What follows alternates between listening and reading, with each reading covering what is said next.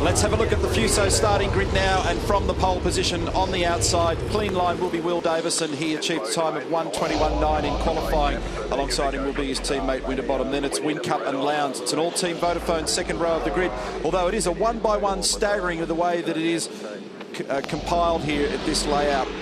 Then we've got Reynolds and D'Alberto. Further back, it's Tander and Coulthard. Great performance in the Lockwood entry for Fabian Coulthard to be inside the top 10. James Moffat, great performance in qualifying as well. And then the best of the Stone Brothers car, Lee Holdsworth. Steve Owen and Rick Kelly, VIP and Jack Daniels Racing. Rick, the winner here on Saturday last year. Shane Van Gisbergen won on Sunday. He starts alongside Stevie Johnson, Jack Daniels Racing, Todd Kelly and Jono Webb from Techno Autosports. Positions 17 and 18. Again, James Courtney qualifies way back. He punched his way through the field up 10 spots yesterday. And same too for Michael Caruso. Michael Patrizzi next to him. There's Russell Ingall and Dean Fiore, positions 21 and 22. Jason Bright from Team BOC, and an almighty roar when they show Greg Murphy on the big screens around this course. Taz Douglas, I Select, Commodore. And there's David Wall and Alex Premer from Fujitsu Racing and the Gary Rogers Motorsport. Big crash yesterday, so they pieced that together as well. And you're looking at Jono Webb. We've got cameras all throughout this car. He was involved in a really unusual incident yesterday on the restart where he clipped the wall down at turn 1 and sent Russell Ingall spearing into the side of David Wall, who was unwittingly just trundling out of the way. Mark Winterbottom, 250th V8 Supercar race start today. The Enforcer has done more than 480. Another little point on Jonathan Webb you made reference to a moment ago as we look at James Moffat in the Norton entry, on board with him. Good qualifying job inside the 10. Jono also got pinged yesterday for leaping off the start, in the opinion of the judge of fact, too quickly. So he had to serve an extra 10-second wait at the end of his first stop as a penalty for that. There's David Reynolds. Mark Larkham spoke with him before. Hopefully he's woken up now. He's a funny character, David. Just says odd things at odd times. But as Mark and I discussed at the top of the program, this young guy and a bunch of other guys are really knocking on the door at the moment, making great speed. You know, not far away from putting all 10 tenths together to get a result. I think this is going to be an interesting contest. Slightly on the angle. Notice Davison there, slightly pointed towards the first corner. So you want to start straight, but without having to turn the wheel. See how he's slightly cocked, the car cocked. 200th race start for Will Davison. So a lot of milestones falling the way of Ford Performance Racing, but more importantly for them, they're getting race wins and results. It's going to be a nervous start to this one for Team Vodafone. Have they got everything right in the patch-up job of Jamie Whincup's car? Adrian Burgess was on screen there a moment ago. He's heading operations. He knows that when you have that sort of drama, finger trouble can result. Let's hope it doesn't. The revs start to rumble. And we are underway for the final fling at Hamilton. And Will Davison makes it clear. But he's being pressured by his teammate into turn 1. And Mark Winterbottom gets the hop. Boys did a nice job of sorting that out between each other, then down at 1. Winterbottom's got the whole shot. Then it's Davison. Have a go at the angry pack back here into turn 2. D'Alberto's leapt up strongly. Very good start from D'Alberto and a great jump for Will Davison, but the second part of his start wasn't good enough because Winterbottom's second phase was fantastic and got down the inside, a critical move in this race. Turn 4 chicane. And on the inside, Reynolds. He pulled that move yesterday and it didn't work. He actually lost time. It might happen again because D'Alberto's going to fire back up on the inside on the run to 6. Whincup is struggling. He's drifting through the pack at the moment, so that car's not right. Coulthard up the inside of David Reynolds, and he makes his move a +1 at 6. And that's exactly what happened to Reynolds yesterday. He took that risk at turn 5, and he lost 2 spots, and that's what's happened. Tony D'Alberto and eventually Fabian Coulthard have gone through the run to the front straight. So have a look at Whincup here in 1. There he is. He's got Lee Holdsworth on him now. So he's gone from the second row and position 3, and he's fallen back to 7th. it might be just a case of waiting and getting his moment right to get the right feel for this car. He could have got boxed around a little bit. I think there was a fair bit of congestion at turn 2, a bit of push and shove down there. He went down the inside of Dave Reynolds and couldn't get it done, so he lost 3 spots because guys drove around the outside of him. So down to turn 2. There's not much between the top 9.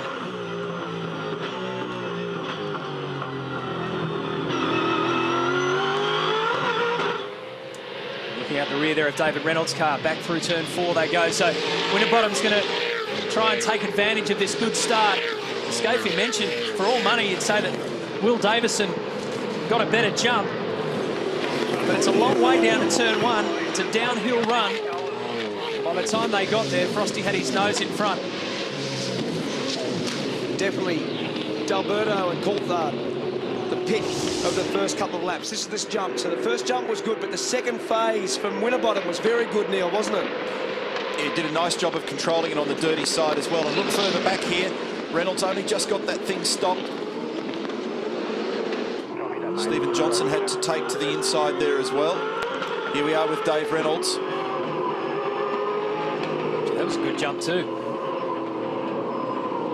So it was a bad start by Whincup. He lost a lot of spots even before there, and Dave Reynolds now in trouble. He's gone too heavy down at turn 1 and dropped a couple of spots. He's down in 8th now as a result of that. And he's actually got Garth Tander breathing on him. Lowndes is the fastest of the leading pack. He's 3rd, 124.57, the quickest time. Lowndes, that 4.5. Davison responding now with the fastest first sector split. And as Mark observed, D'Alberto and Coulthard are on fire here at the moment. This is a great start for both of those guys. D'Alberto, just as I speak of him, though, has triggered a curb warning. They get a little bank of these. We'll refer to this later in the race as they start to get to the critical end of the warning phase.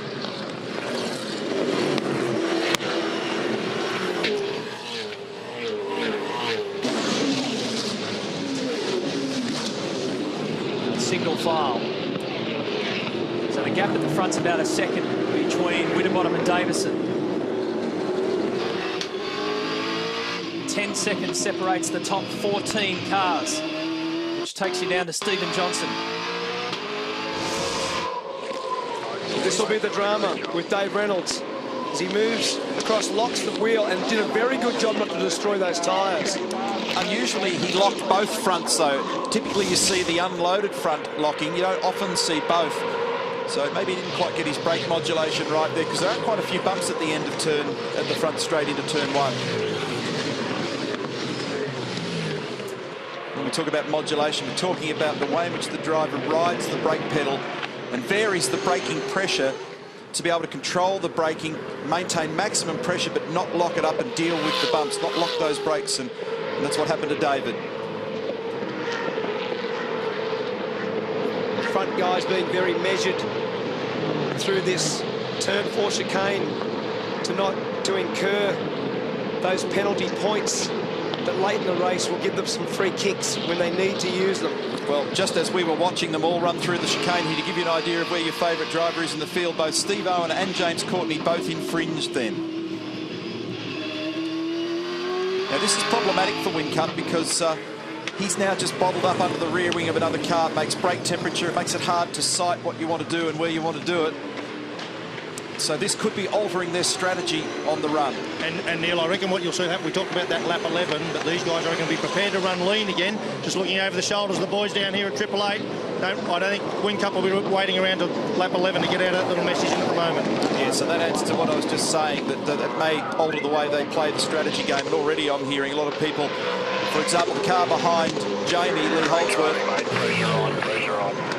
has already started to lean some fuel out of that Irwin car. So they've gone in conservation mode even this early in the race to be able to fight a better fight later.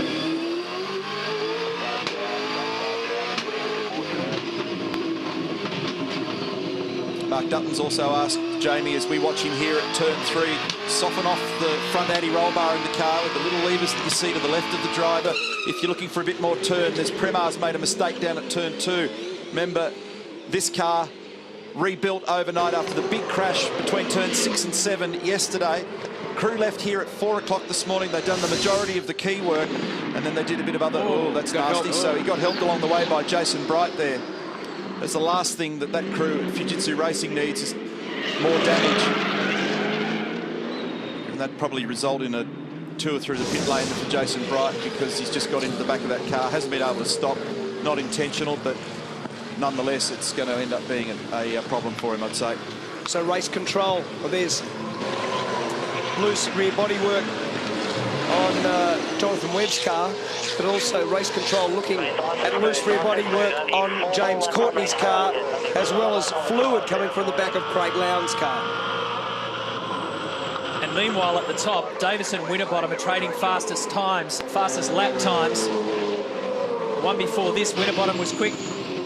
Davison just lowered it to a 124 flat. Oh, he's going to have to squeeze through. He gives Coulthard a little bit of a touch. The reason why I held my breath then was because I could tell by the sound in the background in Jamie's car that he was struggling to stop, and he had it locked up, and he grabbed the second gear very late on the stop, which means he had the rear brakes virtually locked, slid in there, and he only just managed to get himself sorted without giving Fabian a big nudge.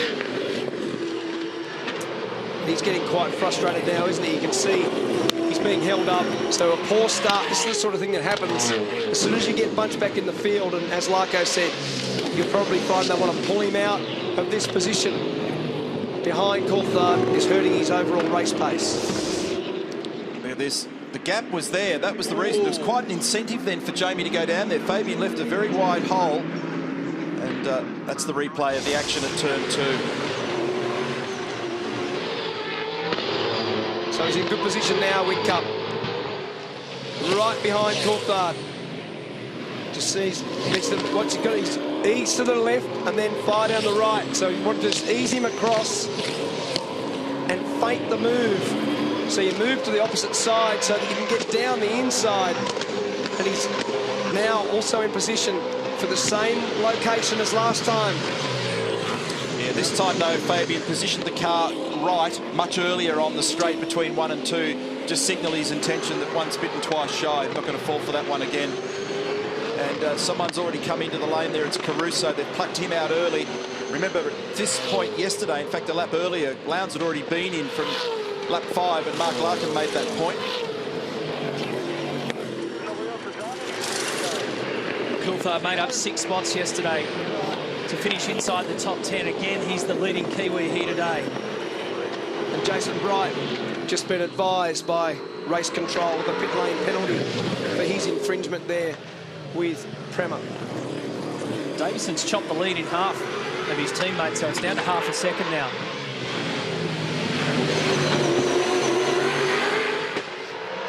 So steady as she goes for the 2 FPR cars at the front. Lowndes is 3rd. D'Alberto is 4th. Coulthard is 5th. Then it's Whitcup, Lee Holdsworth, Reynolds, the biggest loser out of the leaders. Started 5th, he's down in 8th. Gartan is behind him. Murphy. Down the escape road at 7. And as I speak, Lee on. Holdsworth, David Reynolds and Gartan are all come in. Now that little group that you just saw were actually all line astern. They were bottled up behind Coulthard and Whitcup. So they've done this to try and release themselves, but they're all still locked together. Tander could be the beneficiary here, though. Tander is. Oh, no, he's not. Did make it, got a gain over Davey, though. That was a bad stop yesterday, or 2 bad stops, weren't they? And again today, Dave Reynolds has lost 2 positions because of it. It's interesting that that little batch of 3 cars that were in, corked up in a frustrated position, ended up actually all simultaneously going to the pits. Sometimes I reckon when you're at the back of the queue, it's almost worth saying, you know what, I'm going to do another lap at high speed, try and grab a second on these guys, because that'll give me a dividend when I do take the stop. Totally agree. Here's Stephen Johnson, has a look at his teammate James Moffat. So we're looking at position 10 back to 11. In front of them is Van Gisbergen, who's moving up through the field. Winterbottom's just done the fastest lap of the race, 1:24.01. Lowndes comes in, Coulthard follows him. Concrete dust there on the approach. There is, too. yeah. got the Kelly boys set up with just 2 garages down, so we've got a nice lead in there. Let's take advantage of it. Can we get that, yeah, get that orange light on, please. Let's just check our wheels, boys. Check the wheels. Let's make sure. 888. Let's make sure. I need you on the clutch and brake, please. Clutch and brake. No spinning. So the orange light is for the soft tyres. Yep. Well, this could be a safety car. He's pointing the wrong way. Oh, no, he's already got going. Yeah. It's down there at turn 1. Craig Lowndes, sorry, Neil, he was almost 5 seconds behind FPR. Push on now, the guys are still out there. Winterbottom's done the fastest lap of the race while all this was going on.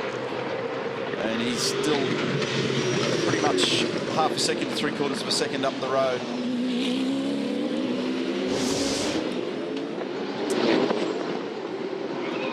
So Michael Patrizzi and Taz Douglas. That's what happened to car 91. Oh, Whincup got that. And his heart would have gone through his mouth. Because that's exactly what happened in qualifying. He ended up with concrete slammed into the side of that car. You got you there, you got a nice straight run in. Nice straight run in. Come into the top of the light. Yeah, that's the light. I got the light. Whincup got a good gain there behind D'Alberto where you can't get pinged with the radar. So he made a lot of ground on the entry phase. So remember, now they'll be going on to soft tyres. They're dispensing with the hard tyre phase of the race. Nice and steady. It's about 8 cars in. All wheels are done. Good to go, good to go, good to go. Keep going, keep going, keep going, keep going. Okay, you're in front. Cold tyres. There was a bump. That was tight. Davison's done another great lap. He did a 23.9. But how about Dave Reynolds down in 22nd position? He's done a 1:23.1 on that last lap. This is going to be lively. This is going to be lively. Cold soft tyres down at turn 2. Watch Tander up the inside here of Coulthard, and he actually grabs the spot.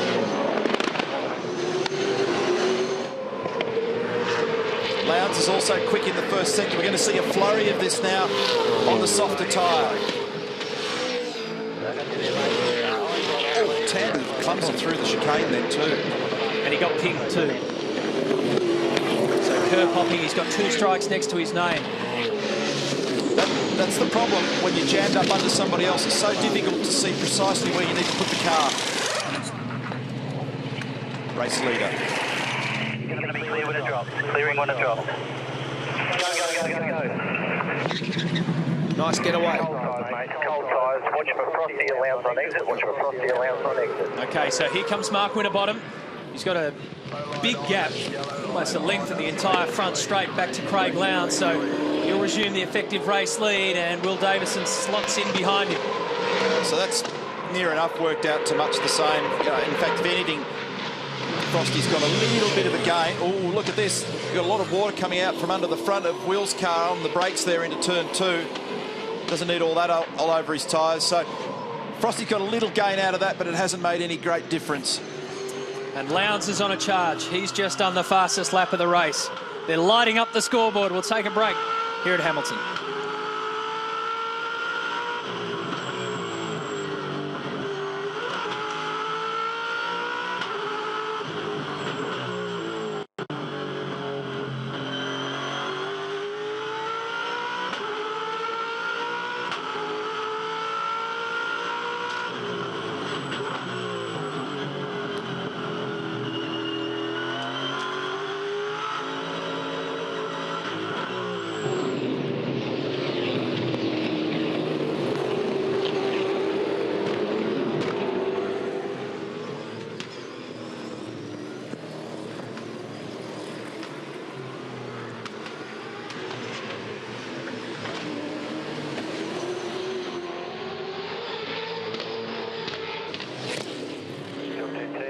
Complete. We're aiming at 2.4 on your dash.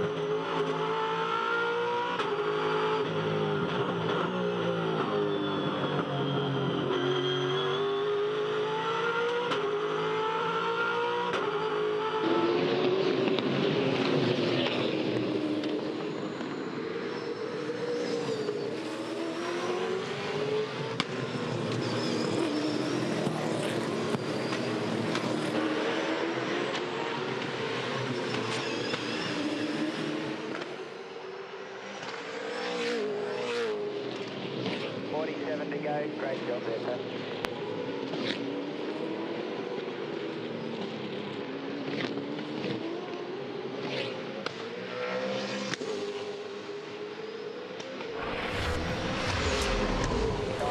We're back to V8 Supercars, live on this Sunday race day, the final ever race on the Hamilton Street Circuit. Mark Winterbottom's our leader. He's just done a lap record time of 122.87, lowering the lap record set by Jamie Whincup last year. But what about this bloke?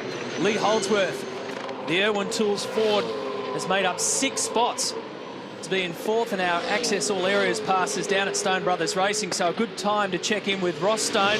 You must be pretty happy with your young charger. Yeah, actually we're very happy. Just next to Brad here, who engineers the Irwin car, and everything's all fine.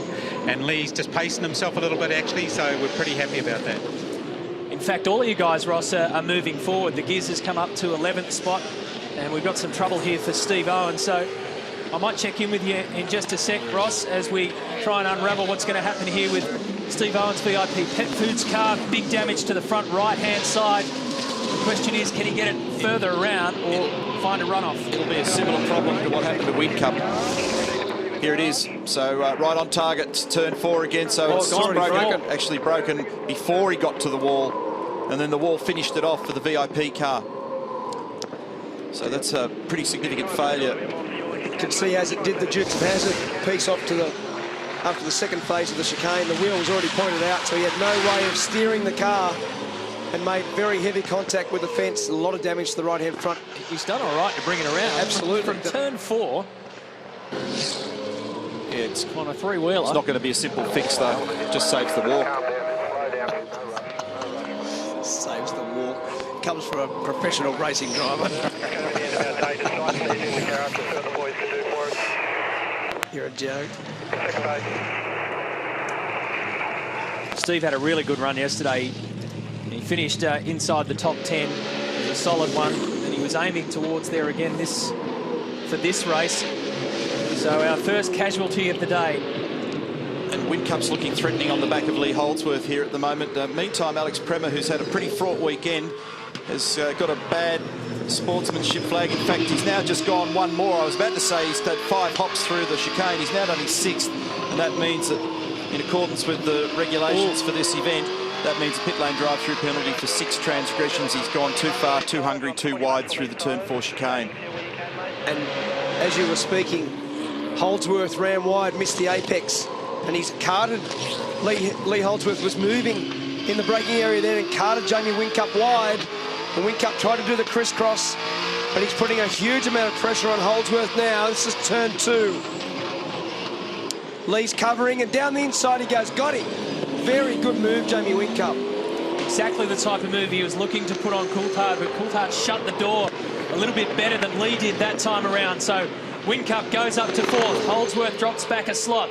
Winterbottom still leads the race from Will Davison by 3 seconds. It was a nice direction change very late in the stop then for Jamie, because initially it didn't look like he was going to be in a position to be able to do that, but he took a second bite at it and snuck down the inside, and Lee left him room. It was a nice move. Good situational awareness on the part of both drivers. And Ross Stone's still on the line. Sorry to chop you off prematurely there before, Ross, but what's your job now with Lee? Jamie was after him. What are you counselling him? Yeah, no, we're not too worried about that. Actually, we were on trim 3, which is 1 is maximum power, and on 3 we're saving quite a bit of fuel. So if we can hang in there, and especially the guys behind us, get to the last stop, maybe pull a couple of seconds out of time of fuel going in, and that's the easiest 2 seconds we'll pick up. And if we come out of the pits quicker than them, then we'll be able to run to the end on 1 and just see what we got. You got your big data bank right behind you there, Ross. Show us around. Give us an inside look. Well, I guess this screen over here, for example, we get all the times come through from race control there, but we also get those times by wireless. So this is what we call our race analysis page, and you can actually see who's got speed compared to the leader. And then if you're dropping off there, so as an example, Lowndes is there. He's same sort of speed as the leader. You can see that. You can see where all the pace cars going. And you can see where Lee is just being passed by Whincup, and just dropping off a fraction, but that's mainly the pass because he was behind, and that's how we'll see if they get their heads down now. All right, mate, thank you. We'll continue to check in. Okay. You're a great host. So Premers just must have some issue at the moment with the way he's seeing what he feels he needs to do. Let's have a look at this replay, though. I'll come back to that down at turn 2. This is on board again with Whincup, who jinxed to the right in the last 75 metres, 50 metres of the stop, and big direction change. Got it stopped amazingly on the dirty side of the road and put a good move there on Lee. Now, Premer's gone on. He's now got 7 strikes against his name. That's the point that I was going to make down at the chicane. So something weird going on there for him. Winterbottom's the leader. He's got 2.6 seconds over his teammate.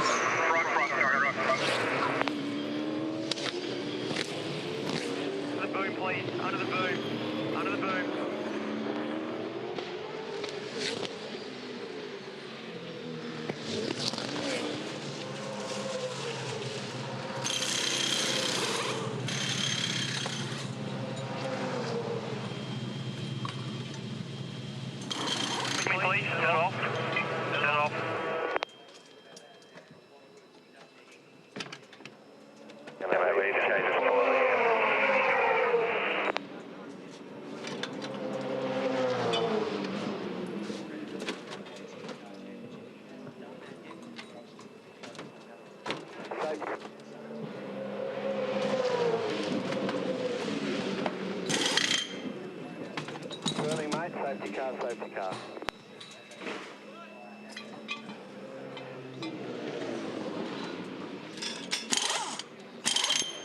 Okay, mate, let's get back in now. Have a think about that chicane. We've got really good pace, mate, really good pace. We're back in it now with that safety car. Drama here in pit lane at the Toll Holden Racing Team. Garth Tander. Big damage to the front of this car, debris on the track. And as a result, the Petters safety car has been activated. He had a drama with Tony D'Alberto, who was reporting over the radio that he was down the inside. They almost made contact, and all that damage on Garth Tander's car was incurred in that. Here we go, down the inside, turned in and into the tyres. So all the damage comes from the right-hand front on that tyre bundle in an effort to get by Tony D'Alberto. So that broke the splitter off the front of the car, and obviously it's done some steering arm damage as well. There it is further up the road at turn 6, and you can see in the end Tander had to climb right up on the traffic island there to try and avoid the contact, but couldn't be done. And then bits flying everywhere, and that debris has to be cleaned up, of course, for safety reasons. They're in behind the Petters safety car now. We're going to take another break, get this cleaned up for you, and come back. They've put the HRT car back into the garage to sort out its troubles. Winterbottom is the leader over his teammate Davison and Lowndes.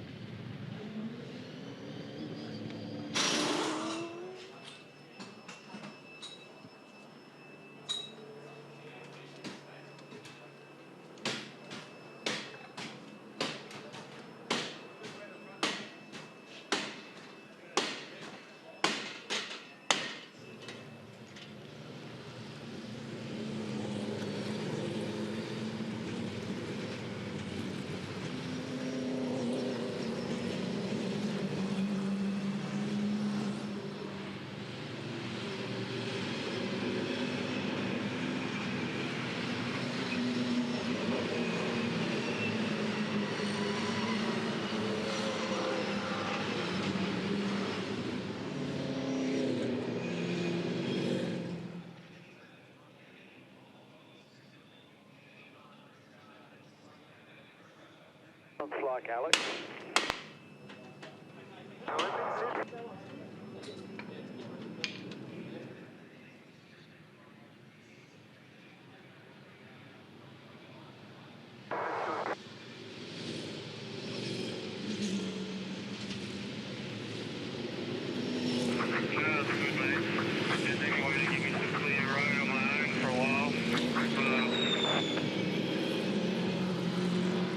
Safety car going to 80 k's, safety car going to 80. Expecting lights out this lap, mate.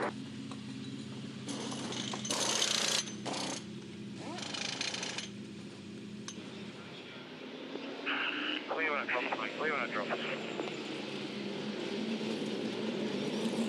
Yeah, mate, just nice and easy now, nice and easy.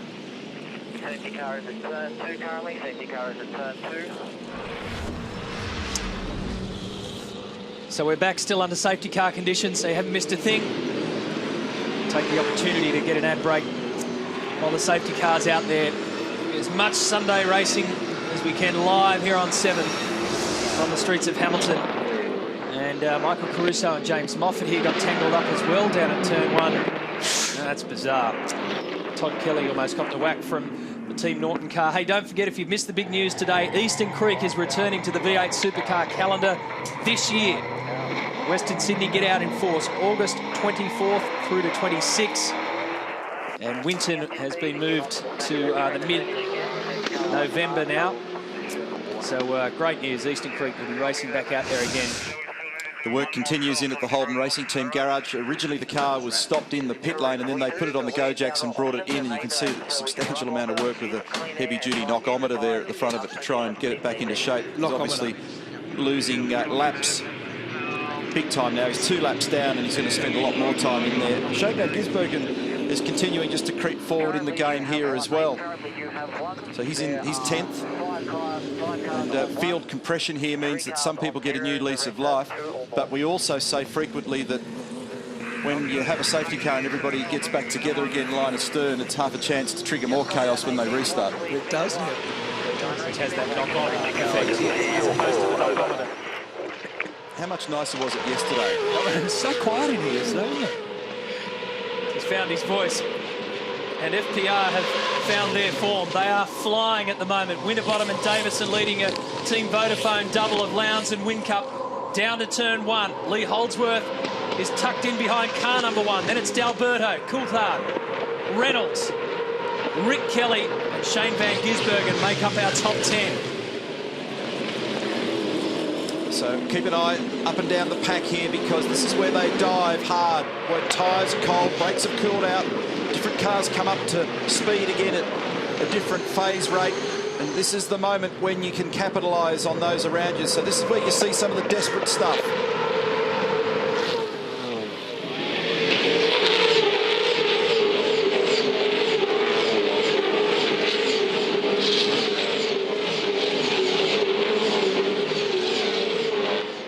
First 2 on the road were the first 2 through turn 4 and got pinged by the judges. So curb hopping penalty for Mark Winterbottom and Will Davison, who's got 3 strikes next to his name. He gets 6 going through pit lane for a drive-through penalty. In general terms, we're seeing more people infringe today than yesterday. Not really sure why, but at the same point yesterday, there was a lot more, there were far fewer, I should say, people that have infringed. That was nasty. That was very wide for Whincup. Young James Moffat very close also, and he's just been caught up in too much drama at the moment, Neil, isn't he? Didn't need to have that problem there with Caruso before. You've got to get through these events and minimise the risk. There's Moffat there now with Slade right behind him, and James Courtney making ground onto the back of that group also. Guys, Garth Tandis currently stranded in the garage. GT, what happened? I was trying to get up the inside of D'Alberto at turn 6 there, and I probably wasn't far enough up the inside, and Tony didn't see me, and he came across, and unfortunately there's a dirty big tyre bundle there, and I ran over that, and it's torn the front of the car off. So, you know, I probably wasn't far enough up to make a passing move, but I was far enough up to get side by side. But got these silly tyre bundles on the side of the racetrack, and we claim to be a major international motor racing series, and we still use tyre bundles. I reckon we can do a better job than that. There's none in Perth. That's the good news, GT. Definitely won't be any in Perth. Thanks, mate. Geez, I just add to that, Brett. I reckon Tan has been way too kind to himself. You look at that vision, mate. I reckon he was well and truly up there.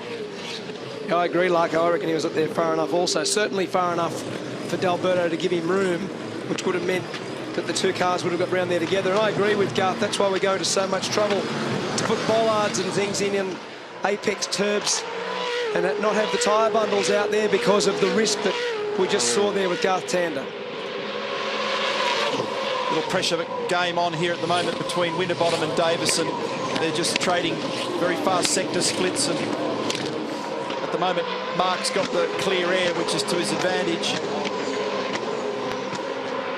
Lowndes was looking very racy in that phase just up to the safety car. He hasn't quite jumped out of the blocks as quickly, so he might be still waiting for his tyres just to come back to normal.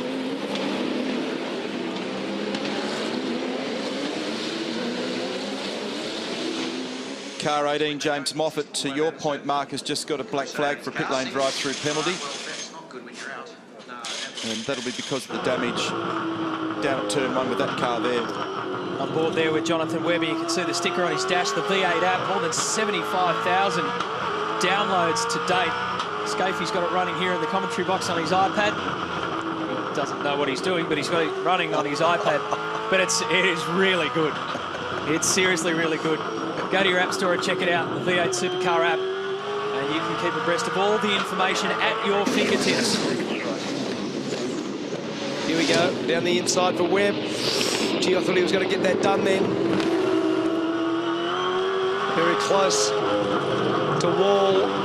Only a couple of laps ago that Webb came in for rubber and obviously some fuel, so he's got a lot of grip available in this car at the moment with a new set of soft tyres on it, so he's having a big crack. So Winterbottom doing a rock-solid job out the front. 1.1 seconds is his lead over his teammate. Lowndes is waiting patiently in third spot. And riding with the defending V8 Supercar champ, Jamie Whincup, who's on a rescue mission after a big crash in qualifying earlier today.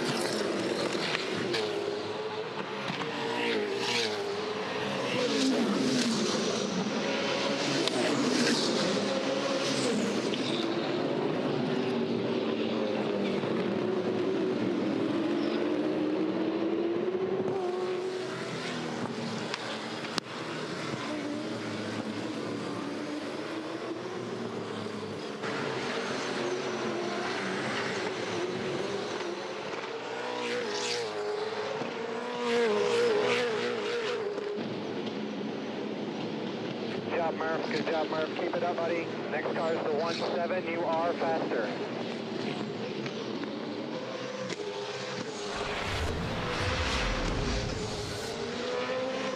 Welcome back, where Mark Winterbottom is our race leader over Will Davison. And this is a pretty angry pack down towards the rear end of the field. So there's Taz Douglas, Jason Bright, the two Techno cars of Patrizzi and Webb are in it as well. And Alex Premer has gone every which way but loose over the last lap or so, or including loose over the last lap or so. He's now got another 5 strikes next to his name. Check out this for Premer. This is a turn 2. He pretty much did the same thing on Murph into turn 1, and Murph couldn't get far enough away. It's Fred Speedway. He's on, actually, he's just done it again. I was about to say he's on 5. They've given him the bad sportsmanship flag, and as I open my mouth, it's gone 6 and curb hops. And Whincup has got his teammate, so all the action's going on sideways down the back. Jamie Whincup's pointed it dead straight. Now he's got a lock on Will Davison. So your top 3 now, Winterbottom, Davison and Whincup. Then it's Lowndes in 4th. And Lee Holdsworth coming into the picture. There he is, Tony D'Alberto is 6th. Then Coulthard, Reynolds, Rick Kelly. There's the Giz. And then Todd Kelly, Tim Slade and James Courtney. So another pit lane drive-through penalty for Premer. Second time today for infringing at the curb at turn 4. We saw it a bit earlier on and it didn't look like it was that bold. So I just wonder if there's some other reason for this. Yeah. The shielding for the transponder under the car could have been damaged yesterday. And when the monitor grabs it in terms of the loop in the road, somehow there may be something under there that's worse, because when we just saw it a second ago, Neil and I said, no way in the world did that actually incur an indiscretion, a curb hop.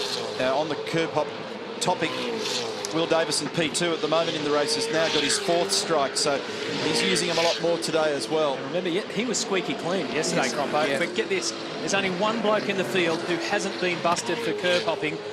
It's the guy who got really badly bashed up for curb hopping in qualifying. It's Jamie Whincup.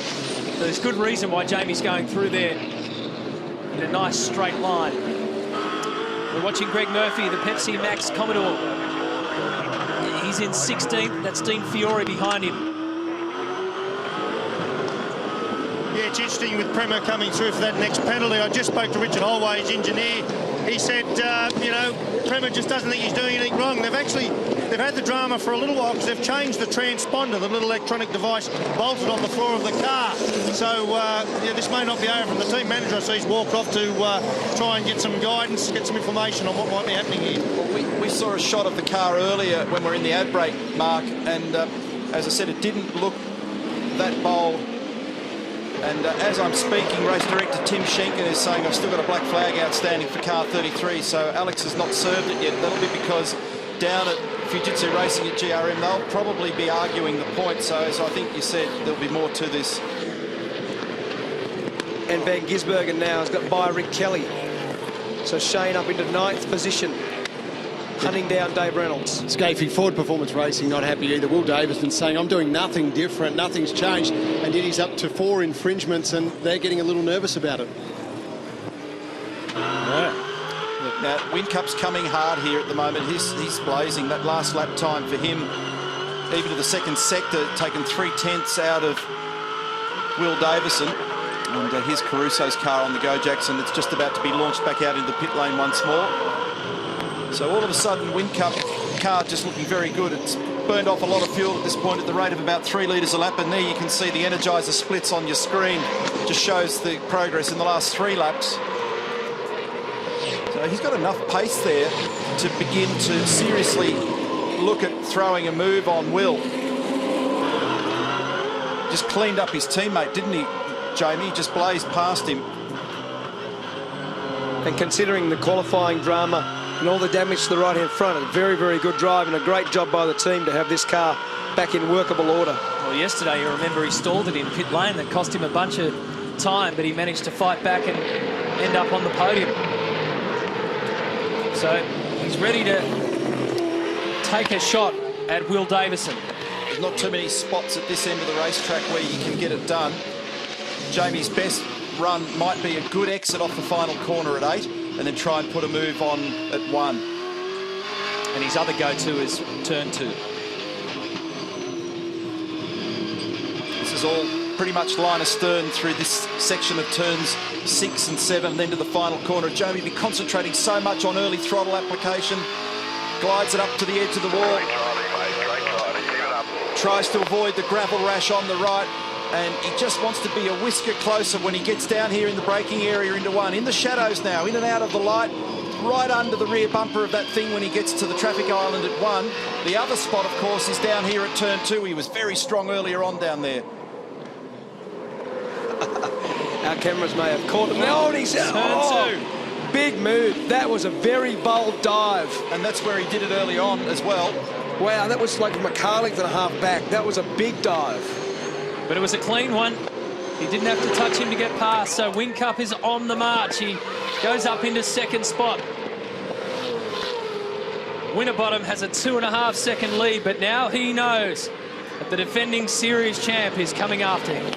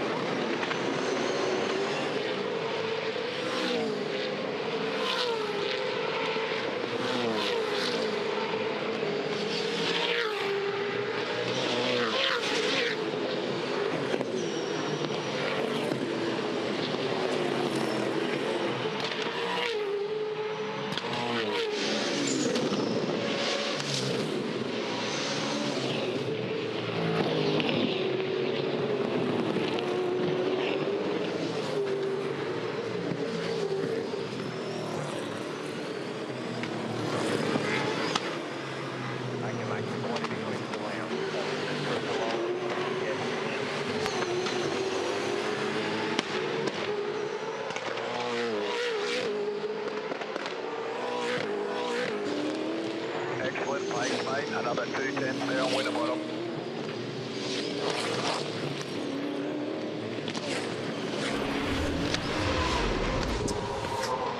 There's a couple of Kiwis on the charge here. Fabian Coulthard, the leading local in 7th spot. That's David Reynolds behind him, but Shane van Gisbergen is motoring. Started 14th. He's up to 9th, and he's putting pressure on Reynolds. And Dave, oh, this is this pass. This was a fantastic job, Jamie Whincup, and good job also, Will Davison, to give him room right at the turning point. He came from a long way back, and you could see how much of a struggle it was for Whincup to get it turned. He got it in over the curb and did a very nice job to make that pass stick. Especially given that he wasn't super close. Oh, man, look at Michael Patrizia. That's close to actually sticking that thing on its roof. Jamie wasn't that close in turn 1, so he did a beautiful job under brakes, into 1, out of 1, and the run down into 2, and a very bold move into 2 to get that done. Now, interesting also that we're coming up to the next set of stops here. Like, for example, our race leader, Mark Winterbottom, stopped on lap number 9. We know from Mark Larkham's earlier analysis today that we'll get a range of about 24 laps out of a tank of fuel, but we did have some safety car intervention, a couple of laps. They might get an extra lap or so out of it, so any tick of the clock, about lap 33, 4, we'll be expecting some in this area here where we are now. And this has been a pretty lively battle. Dave Reynolds caught in the New Zealand sandwich. He was having a real crack at Coulthard, and Van Gisbergen has made a lot of ground. You can see the damage there on the front of Van Gisbergen's car. He's done some pushing and shoving, but he's certainly moved his way through and up to 9th now, putting pressure on Reynolds. Yeah, there's a few of the teams just start to get ready to come down pit lane now for this fuel stop. But I just thought it was interesting that we often talk about FPR having the best fuel economy, yet they were one of the later ones to stop. And we know from Craig Lowndes, I spoke to Craig Lowndes this morning after running his car so lean yesterday. I said, what was it like to drive around here? He said the car was really dopey, really docile, so he couldn't attack. And what FPR were trying to do, they weren't worried too much about it. They're far enough in front there today to allow them to run that fuel trim on full power so they could actually race quite hard later in the race. Not a bad strategy. Mind you, when you looked at the Ford Performance Racing strategy from yesterday, it was pretty much standard, so they didn't bother with those really early stops, so they just ran to more conventional numbers. Interesting to see how things are going to unfold today. Those that stopped earlier than we might have thought included Whincup and D'Alberto, Holdsworth on lap 7, Winterbottom on 9. Here we go now. So here come the next round of stops. There is Holdsworth and Lowndes. He stopped on lap 8, Craig.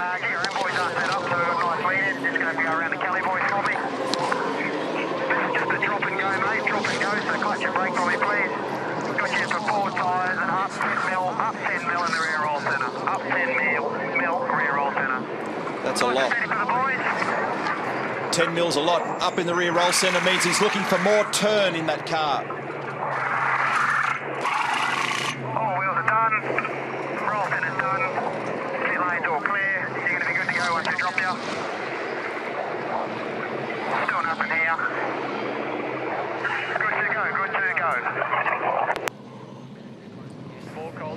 So 2 good stops there, Lowndes and Holdsworth. Slade also rejoins the fast lane. So Lowndes will have complained that his car isn't turning well enough, too much understeer, not responding to the driver's steering input, and that'll be one of the reasons he was vulnerable to Jamie in that earlier phase of that last segment of the race.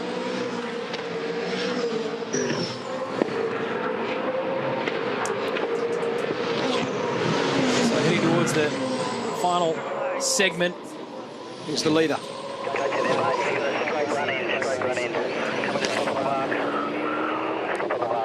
He's done everything asked of him. Started from position 2. Got the run down on his teammate. Hasn't made a mistake.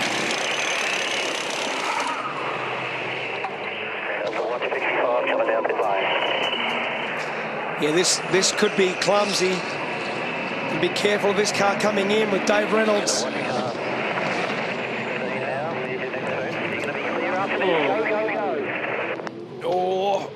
Oh, that is close, isn't it? It's awkward when the boys are laying up the next set of wheels, either the outgoing wheels or bringing the next set in. You've got to go round the outside of them. This is David Reynolds. He's had a couple of slow stops yesterday, and even the stop earlier today didn't look like it was super quick. That one looked okay. Must have been okay because Van Gisbergen was behind him before the stop, so that will have worked out reasonably well.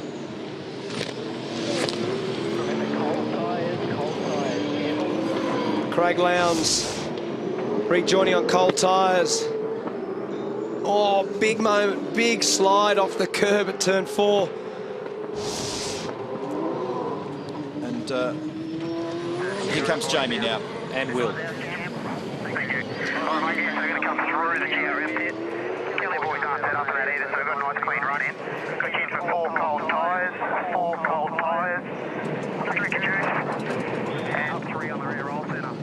Whincup, Will Davis and Tony D'Alberto, Fabian Coulthard. Top 4 are in.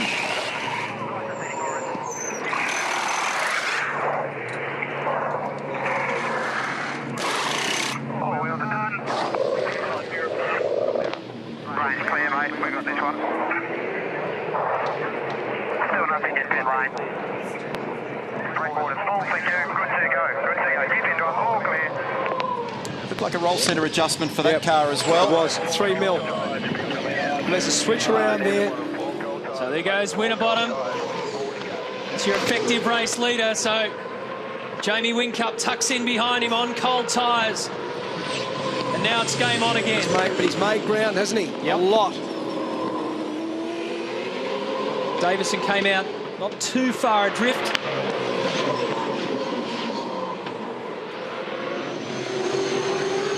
So this is it. A run to the line from here on in. This is effectively 3rd spot. Still Fiore, Bright and Patrizzi to come and complete their second scheduled pit stops.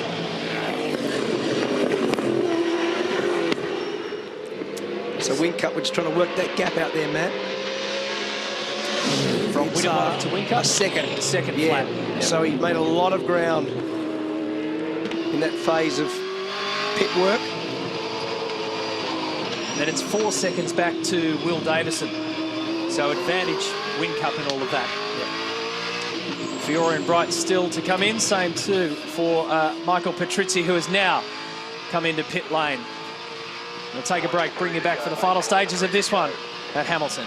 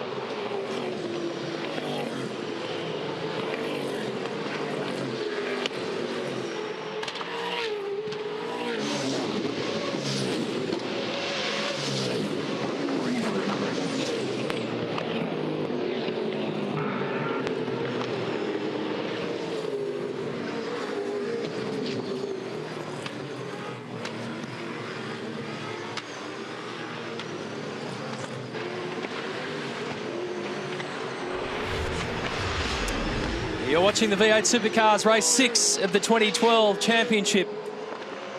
And 21 laps to go. The final race to be held at the Hamilton Street Circuit on the North Island of New Zealand. Let's run you through the highlights so far of this one.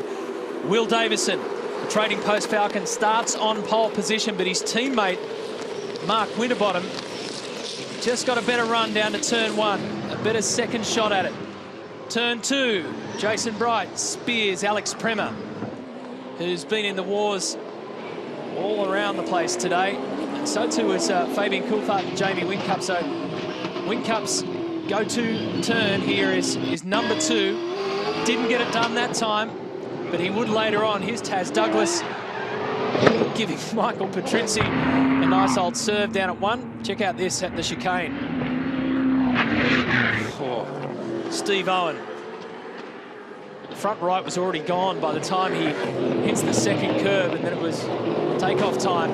Here's Gartana getting tangled up with Tony D'Alberto. That would severely damage the front end of car number 2. Debris flying all over the place.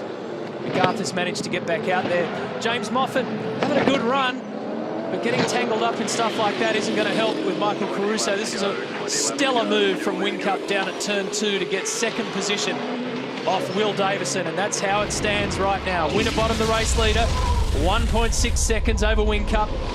Davison third. They're all fueled and ready to go to the end of this race. And Fiore and Jason Bright, who were the remaining guys at the top of the tree that hadn't taken their next fuel stop, have now come in. They're in the lane at the moment. That now leaves the key runners, Winterbottom, Whincup, Davison at the top in January 1, 2 and 3, not just on corrected order. And this little battle here at the moment involves Van Gisbergen 10th, Tim Slade in 11th. And just behind them, you can see the hint of red in the background is James Courtney, position 12. We've been talking a lot about curb hopping down at turn 4 and how when you get 6 strikes next to your name, you end up in pit lane serving a penalty. Well, of the leaders, Mark Winterbottom's got 3 strikes next to his name.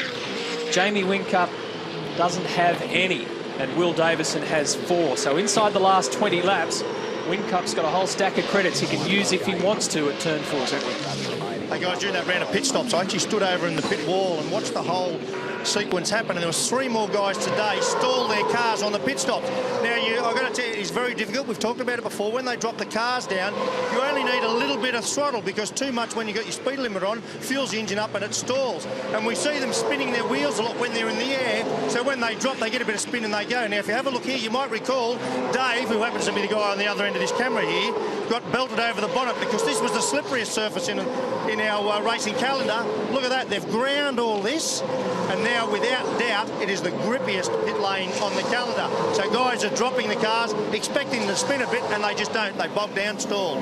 Yeah, last year, thanks Mark, it was wet and it was just unbelievable. It was an ice skating rink in there, and we saw so much drama. We saw that in the highlights coming into this weekend from last year, and now it's gone to the other end of the scale. It's one of the grippiest pit lanes. It's fantastic, and it's been part of what's been a huge works program here to sort of present this racetrack, and the pit lane facility, the buildings, the spectator facilities are very, very good. The pace just seems to have fallen away just a little bit from Poe and Scafie on Shane Van Gisbergen's car. Tim Slade starting to round him up a bit better. And they're at the back end of the top 10. In fact, the Giz is 10th, and it's Tim Slade, James Courtney. So there's Garth Tander back out there. This point in the race, for Jamie Whincup to be second, 2.3 seconds off the lead of the race and have no curb strikes is amazing. He's the only driver in the 28-car field that doesn't have a curb strike. And so, going to your point a little bit earlier there, Matt, that just gives him credit up his sleeve in the back end of the race that he might be able to use strategically. He might find a 10th or 2 just by being bowled through that part of the racetrack, and then you can't be nicked because you get 5 lives effectively before you have to serve a penalty. Yeah, and to add to those curb strikes, Neil, I did follow a bit further with the boys down there at Gary Rogers and Team Fujitsu, who are clearly agitated about what's happened with Prema with all the strikes. I then spoke to the officials who felt that they reckon they've seen him do it fairly consistently over the course of the weekend, and have a view that it might be to do with he spent most of his career sitting on the other side of the car. So, fair point. Larko, leave me alone. He's been sitting on the right-hand side there for a little while. He'll be okay with it. I think definitely there's something going on, because Neil and I watched one of the infringements, and it was nowhere near across the curb far enough for it to post a penalty. As it turned out, he's had 2 tours through the pit lane, and certainly affected his performance today. He's down in 25th. So Winterbottom leads 2.5 seconds. Has Whincup got enough to claw that back? What about Will Davison? Is he still in this picture? Right now, he's on the podium.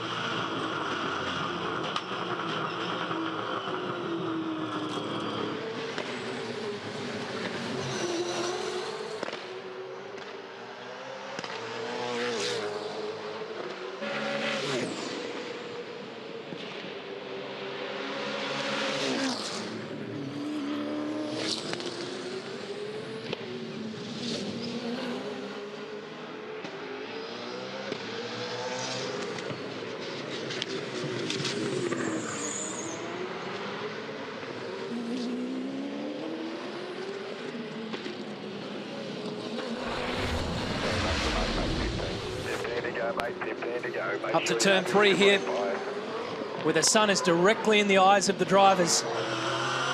They've been going for over an hour. Remember, they did 200 Ks yesterday. You add to that qualifying sessions, the practice sessions, turn 4. Hamilton, we have liftoff. And that's our race leader by 2.7 seconds, Mark Winterbottom. Extraordinary to think that Jamie Whincup has gone through that turn 44 times without a strike next to his name. Alex Premer, on the other hand, now has another 5 strikes. So if you add that, the 2 bunch of 6 strikes that saw him through pit lane twice, he's done it 17 times, according to the judges. Remember that as we look at the foot cam shot of Mark Winterbottom, he's recovering from that broken bone in his foot from the water skiing incident in the holiday period, and he's back to full form now, pretty close to it, and on target now for what will be his first championship race win of 2012. He had a win on the streets of Melbourne at Albert Park in the non-championship races down there on a couple of occasions, but he's now gradually starting to get his hands around the problem of grabbing a championship win when it matters most here in New Zealand. 2.7 seconds.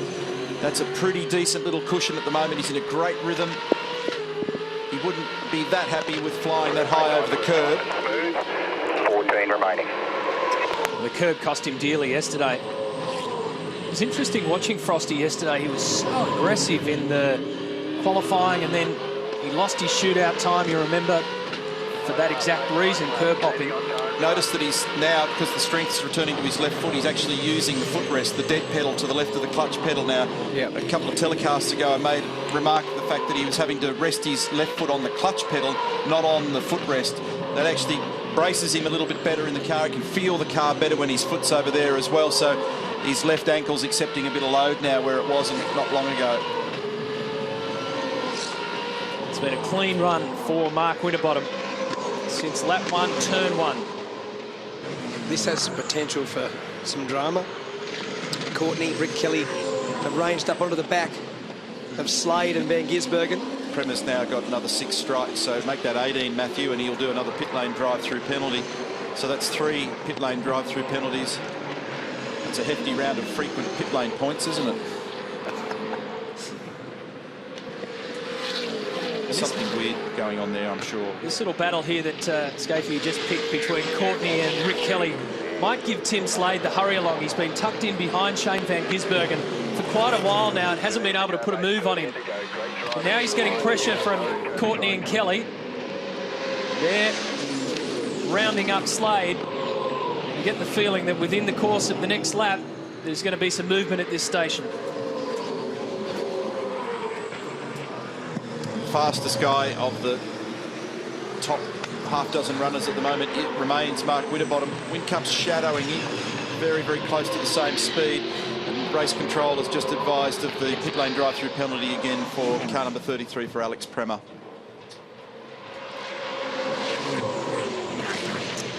Well, we've got these 2 Stone Brothers pilots in action at the front of this little battle group we're checking in with.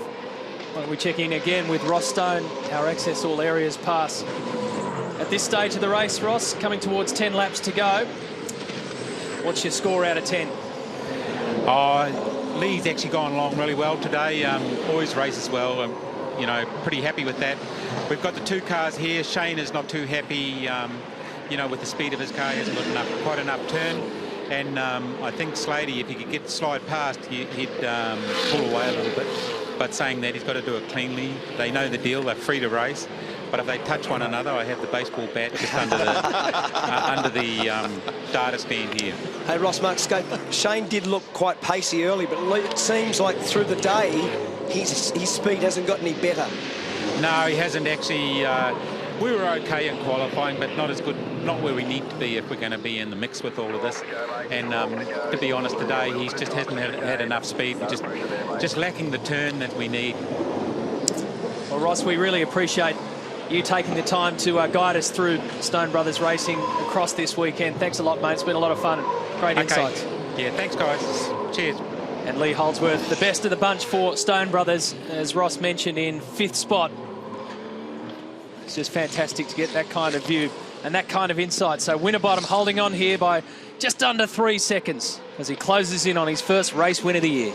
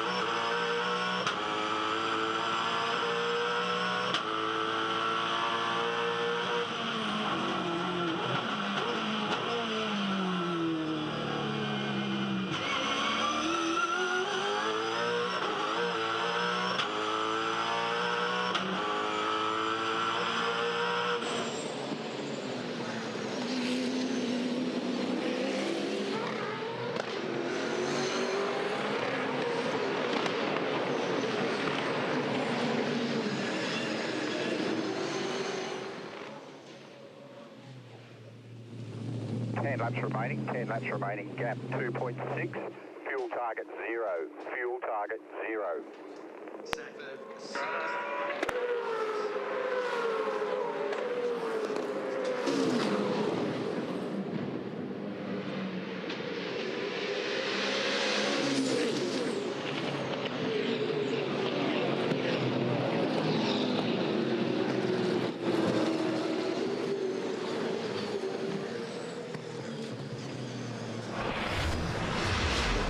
Well, this is it, the last 10 laps. Riding with Russell Ingall, 15th spot for the Super Cheap Commodore, started 21st. It's really hard work in this mid-pack area too, Matty. You know, it's physically tough, and you know, you get the information from your crew, or you look at your pit board and you realise where you are in the field, and it doesn't give you a lot of joy. But this is a really tough battle going on here between Dean Fiore and Russell Ingall. These guys are 14th and 15th at the moment. Actually, Dean, when you look at his history, it's interesting. He's had his best race results and his best qualifying results here at this racetrack at Hamilton. And here's a move that Rick Kelly did a bit earlier on James Courtney down at 1 and got the move done cleanly down the inside. Neil, I have breaking news. Jamie Whincup has a strike against his name after 49 laps.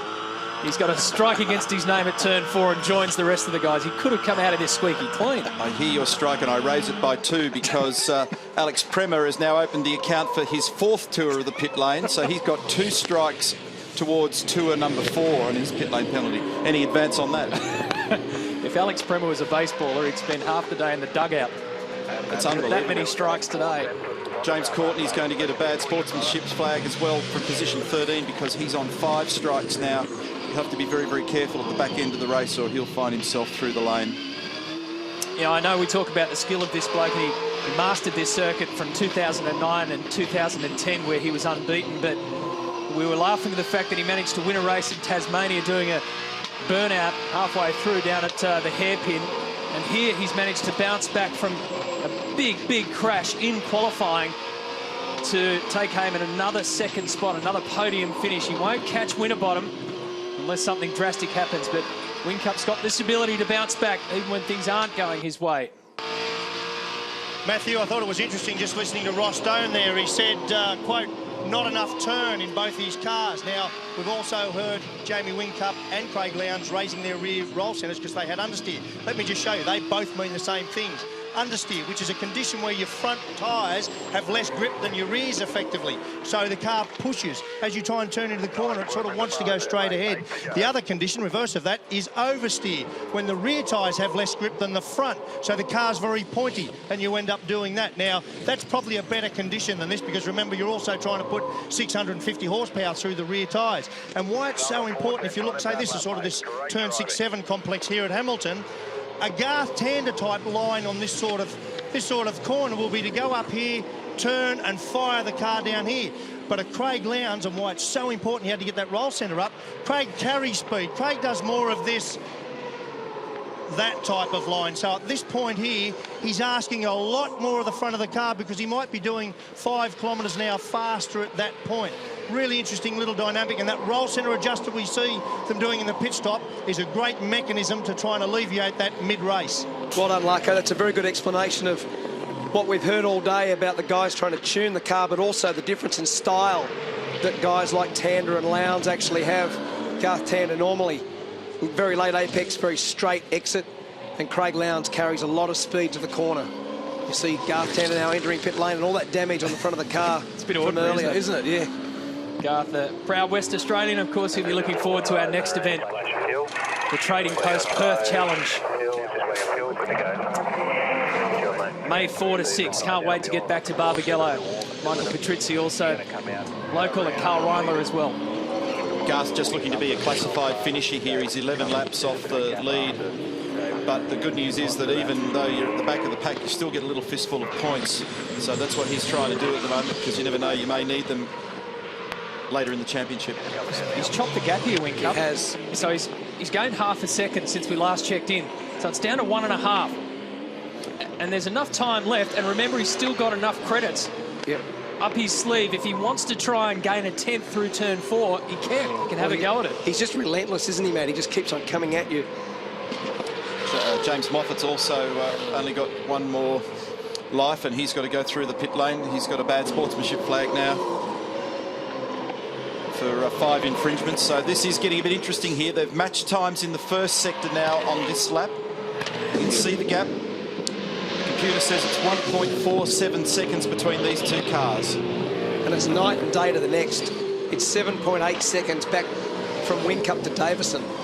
Yeah. So even in this first sector that we've seen the lap time there of 59.4 versus a 1 minute 0.3, so there's almost 9/10 of a second difference in the first 2/3 of the lap. Yeah, it's at 7.9 seconds back to Davison, and a further 7.9 back to Lowndes. So the big roll centre change on Craig's car didn't do anything for it. No. We saw that 10 mil change. Maybe it hurt the tyres worse later. Jason Bright's also now going to get a bad sportsmanship flag for 5 infringements. Frosty has been flawless from the start, and here's his teammate Will Davison.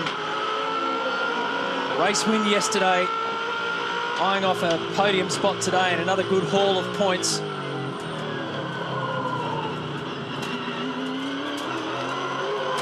As soon as he was overtaken by Whincup earlier on in the race, in that last segment, he instantly started complaining about the tyres were gone.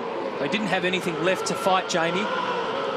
Speaking of the tyres, look at this. Pick up behind. Just smashing load goes through the car there, through that turn 4 curbing.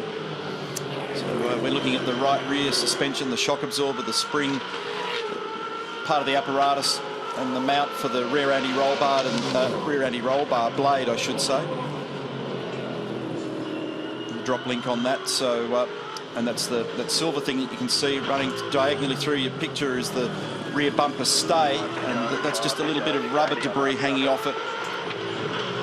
And to the left is the Kevlar casing that surrounds the fuel cell in the car. 75-litre tank. Another 0.3 of a second has been chopped out of Mark Winterbottom's lead. Neil, I'm just down here on the lane. Sorry, Matty, like everyone in the crowd, looking at that shock up on the big screens and my jaw's sitting on the deck. And it's a really good demonstration of the challenge that the engineers have. Remember, that shock absorber is a big, big part of tuning these race cars, and it's full of intricate little parts. And you can see that when it hits a curb, it moves at what we call, maybe a metre of distance or displacement in a second. And they've got to tune that at the same time that they tune what the driver feels, which is more like 50 millimetres a second. That is a massive challenge for these guys on the pit lane. I'll tell you what's happening at the moment, though, Larko. There's some feeling out there, because feeling pressure at the moment is Mark Winterbottom. The gap is down to 1 second here. This thing's coming alive at the back end. Whincup is relentlessly on the march. He's made, look at that time on the Energizer split timer there at the bottom. 0.4, 0.2, 0.2. And then they've basically matched on lap 54. Now, a couple of other guys are right on the fringe here of pit lane drive-through penalties as well since we last referenced it. Rick Kelly has got 5 against his name. Lights on, lights on. Nothing in it. 4 to go, and you're safe on curb strike to the end of the race. Frosty is not. That's right, so critical. that means that Jamie will be hungrier now through that curbing at turn 4. He's only got 1 against his name, so he can afford to go through there 4 times. And even then, he'll only get the bad sportsmanship flag. It might give him the edge. So the question there he also wanted to know from Mark Dutton was brakes. He's talking about brake temperature. Front to rear, keeping the optimum balance between the front and the rear brakes on the car. He's trying very hard now. He's got it down to 0.8. And what Mark Winterbottom is sensing and feeling now is more of that, in his case, annoying red colour in the mirrors. You see glimpses of it too many, and see this time Whincup straight lines the chicane. So this gives him an extra little run up into turn 5. Great strategy, very smart play this one. He bought a 1/10 of a second. It's now down to 7/10. The difference. And he'll be sizing him up, not for anything at this end of the circuit. He's been mega strong under brakes in the last 50 metres, trailing the brake into turn 2. That's what he'll be focused on. Exactly. Don't think it'll happen this lap, but it's not far away. Now, believe it or not, Alex Premer is getting another bad sportsmanship flag. 1 more infringement, which on probability is going to happen, and he's in for his 4th tour of the pit lane. That was close. Whincup almost wiped that right-hand mirror off the Vodafone Commodore, and you can see how deep he was in the brakes there. It bottomed heavily on that bump at the end of the main straight. Again, took another almost 2/10 out of that gap, 0.6. Jamie's poise looks great. It looks like he's on a qualifying lap. He's driving the car mega straight under brakes. He's using everything. He's got it right up against the wall already. Frosty's having to go defensive. He used a crazy amount of curb then, Frosty. He actually made him slow. Down at 2. Whincup's all over him now. He'll have a huge crack when they get down to the turn 4 chicane. He'll harass him at the other end of the circuit, and watch this thing leap to life when they get back down to turns 1 and 2. But 5's a chance too. If he gets through here well, they've both incurred the curb jump. So Winterbottom has 4 strikes next to his name. Whincup now has 3. But this is a grandstand finish. Now Whincup is close enough to have a look at him. Round the back part of the circuit. He's going to be there when it matters at turn 1 and then turn 2. The tyres are just hurting a little bit for Winterbottom's car. He's having to alter his lines to try and drive round its weaknesses at the moment, but Whincup's able to drive his car like he's on a Q lap. This is the last corner. Watch how good he's been under brakes down here into turn 1. Frosty now has to try and be as defensive as he can and shake him. Mark Winterbottom has led this race from the very first lap when he got the jump on his teammate. Now at the very back end. Wide turn in, looking for a very quick exit off turn 1 here. Now watch for him down. He got a bit of oversteer when he couldn't afford it. So that might have hurt for the move down here at 2. Fans are loving it. Oh, he's gone a bit hot into there. Oh, Jamie managed to pull it up on the rear brake, and only just. He's speedwayed into the corner. Big crowd down here at turn 3. They're loving it. Look at this. Ford and Holden fans getting a true mix. He's got it. He's grabbed the wall, Whincup. He's plucked the mirror off it. That doesn't matter. He's got a spare. And he goes through again. Activates the sensors. So he's using up all his credits. Turn 5. Oh, what an amazing finish to this race. But this man who put it into the wall in qualifying, Team Vodafone had to piece this thing back together against Winterbottom, searching for his first race win of the year. Hasn't made a single mistake in an hour and a half worth of racing around this tight and tough street circuit. The last ever race at Hamilton. Can Whincup get him? Can Winterbottom hold on? Huge huge oversteer again. He picked up the throttle really early coming out of the final turn. He shaved the wall at the apex of 8. Now he has a big lunge under brakes into the first corner. He'll be trying for the very best exit here through 1. He's right on Frosty up the inside. Watch these guys as they go nose to tail down to 2. And the crowd are going absolutely nuts. What a way to say goodbye to Hamilton. Whincup has a look. Winterbottom closes the door on him. How do they not touch? Unbelievable at 2. Less than 3 kilometres to go. Sun in their eyes. Great contest. The fans are loving it. This is turn 3. Frosty covered brilliantly down there into 2. He gave him no option. They did have a little rub down there, but he may be out of plays now, Jamie Whincup. Can he do it at 5? They're both on 5 strikes each. This is the last lap. It's half a lap to go, in fact. Well, if Whincup is going to have a dive, he's going to have to do it at the hardest part of this circuit around here, at turn 6. And then the kink up to 7, but Winterbottom is showing such steely resolve. He's not going to let this one go. He's fought so hard for it. He's got a cushion. And now he's dropped him a little bit. Whincup has given it absolutely everything, but not this time. Oh! Mark Winterbottom wins an absolute classic at Hamilton. Great job, both those drivers. That is a rock-solid demonstration from both teams, both drivers, and this man prevails, Mark Winterbottom. What a brilliant job this afternoon, and he withstood a blowtorch in the last couple of laps. Will Davison third, so 1 and 3 for FPR, and 2 and 4 for Team Vodafone, with Lowndes coming in 4th. Fabian Coulthard, 5th spot. He might be out of fuel. I think we've got nothing showing, so it might stagger back. he might need a ride back.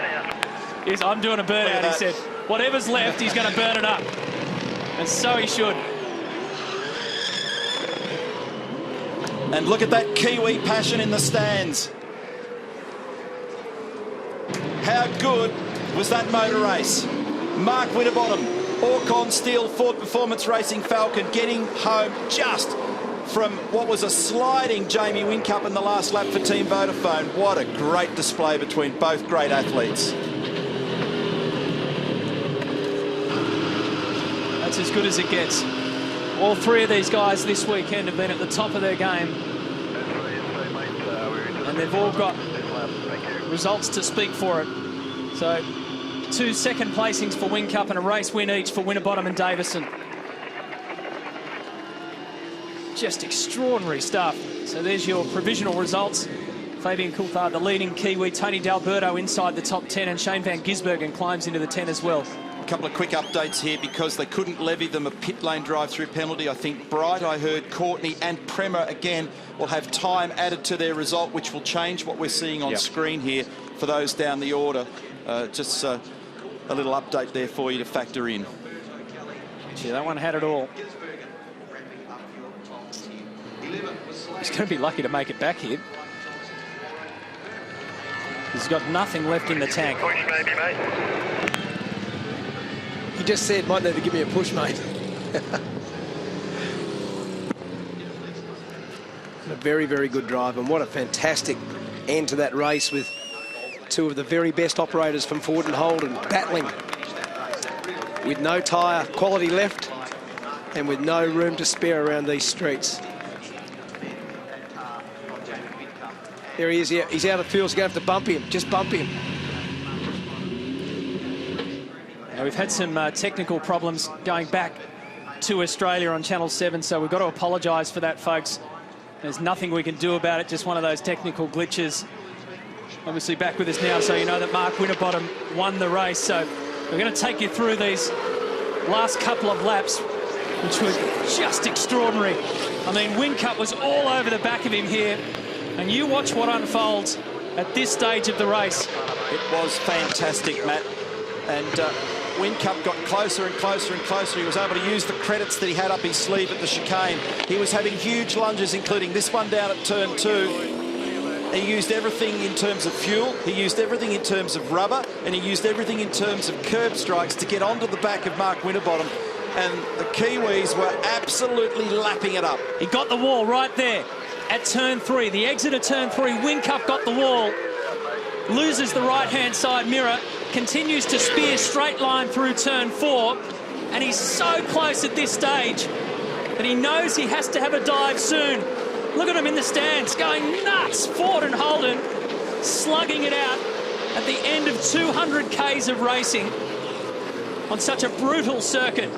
Winterbottom was using all the tricks in the book, and Whincup throwing his Commodore around as hard as he possibly can. Lights are on. And just in the last half a lap, last 3/4 of a lap for Jamie, it started to slide when he was picking the throttle up hard, like that one there coming off the final corner at 8. And there wasn't much he could do, but it was just an amazing stoush.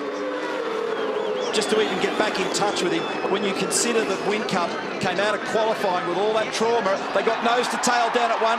How's the crowd? Listen to this. In the background, they went berserk in the stands. So this is the final lap of the race. Whincup has a look on the left-hand side. He has a look on the right-hand side. Goes to turn 2. Winterbottom holds him out. Shuts the door. And right there, that was the play of the day for Mark Winterbottom. It wasn't over. They've witnessed a true classic. But once Winterbottom was able to cover down at 2, which is where Jamie had been incredibly strong today, he pretty much got himself the insurance policy he needed. Ironically, both boys triggered their 5th curb strike through the turn 4 chicane on that very lap. This last lap of the race, this is the run at 5, and Whincup decided the wide line exit might be worth a try. He threw absolutely everything at it. By now, he's dropped him enough to know that all he has to do, Winterbottom, is hold on mistake-free, and that's what he's done since the start of this race. A superb drive from Mark Winterbottom.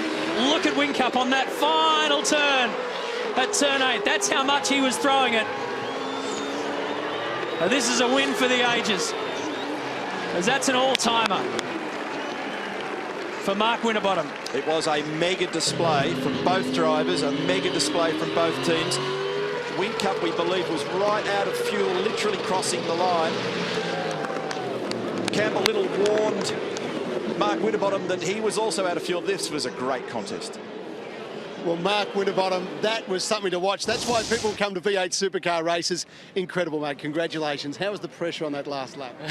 I had really good speed on the good tyres, and then he had very good speed at the end, so it's just about defending and just trying to bring it home. I really wanted that win, so yeah, fought hard, and that's an awesome result.